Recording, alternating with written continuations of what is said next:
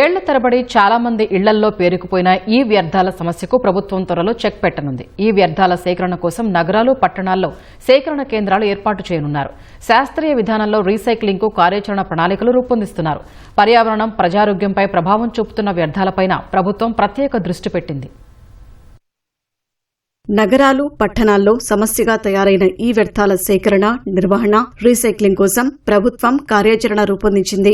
హైదరాబాద్ కు చెందిన RA sustainability return refining సంస్థతో ఇందుకోసం అవగాహన ఒప్పందం చేసుకుంది. ప్రతి నగరం, పట్టణంలో 2-3 ఈ వ్యర్థాల సేకరణ కేంద్రాలు త్వరలో ప్రారంభించనున్నారు. వీటి ద్వారా ఇళ్లు, షాపులు, కార్యాలయాల్లో ఉన్న పాడైన కంప్యూటర్లు, మొబైల్ ఫోన్లు, కేబుళ్లు, గృహోపకరణాల వంటి ఎలక్ట్రానిక్ వ్యర్థాలు సేకరిస్తారు.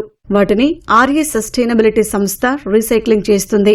ఈ వ్యర్థాల సేకరణ, నిర్వహణ, రవాణా, రీసైక్లింగ్ తదితర అంశాలకు సంబంధించి రాష్ట్ర పురపాలక, పట్టణాభివృద్ది శాఖ ప్రత్యేక మార్గదర్శకాలు రూపొందించింది.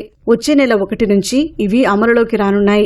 రాష్ట్రంలో 46 పట్టణాల్లో ప్రయోగాత్మకంగా 4 నెలల క్రితం చేపట్టిన కార్యక్రమంలో 25 మెట్రిక్ టన్నుల ఈ వ్యర్థాలు సేకరించారు. మిగతా నగరాలు, పట్టణాల్లోనూ సమస్య తీవ్రంగా ఉన్నట్లు గుర్తించి రాష్ట్రంలోని 132 పట్టణ స్థానిక సంస్థల్లోనూ అమలు చేయాలని ప్రభుత్వం నిర్ణయించింది.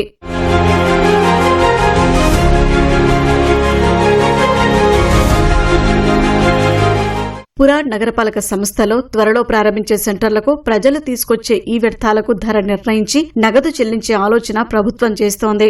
దీనివల్ల ప్రజలు, వ్యాపారులు ఇళ్లు, దుకాణాల్లోని వ్యర్థాలు బయటకు తీసి ఇస్తారని అంచనా వేస్తోంది.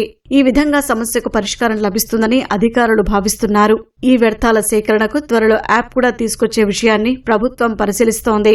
ఇళ్లు, షాపులు, కార్యాలయాల్లో వ్యర్థాలు ఉన్నట్లయితే యాప్లో ఆ వివరాలు పెట్టొచ్చు.